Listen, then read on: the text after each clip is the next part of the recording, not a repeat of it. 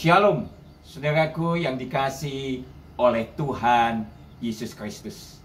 Debt collector atau penagih hutang adalah orang yang sangat ditakuti oleh orang yang berhutang.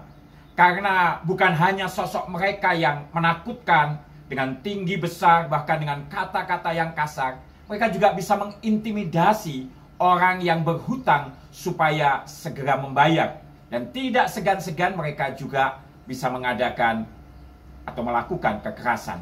Nah, saudaraku yang dikasihi Tuhan, betapa susahnya orang ketika dia tidak bisa membayar utang dan dia tidak mempunyai apa-apa lagi dan dia ditagih, diintimidasi sedemikian rupa.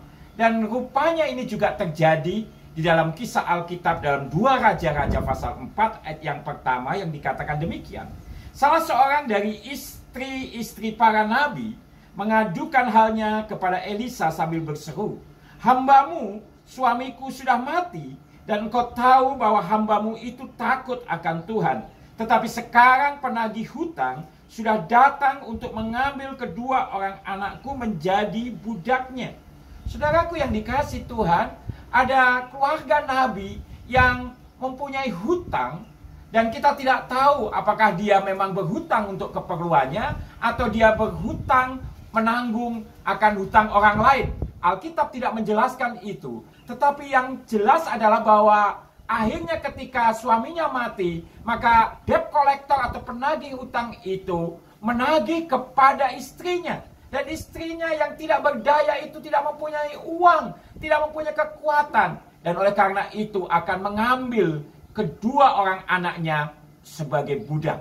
Saudaraku yang dikasihi Tuhan, di tengah-tengah situasi yang begitu sulit, istri Nabi ini datang kepada Elisa dan memohon pertolongannya. Dan saya mau katakan, ketika orang datang kepada Tuhan, maka selalu ada mukjizat.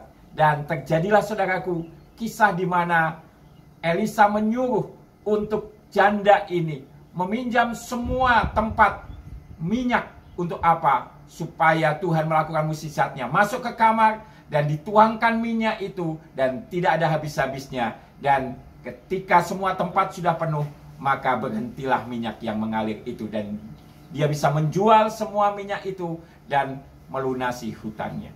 Saudaraku yang dikasihi Tuhan, percayalah di hari-hari yang sangat sulit, yang menekan kita, bahkan mengintimidasi kita, ketika kita datang kepada Tuhan, selalu ada mukjizat yang tidak pernah bisa kita pikirkan. Karena Tuhan sanggup melakukan perkara-perkara yang ajaib. Haleluya. Jika saudara diberkati, saudara bisa subscribe dan bagikan. Amin.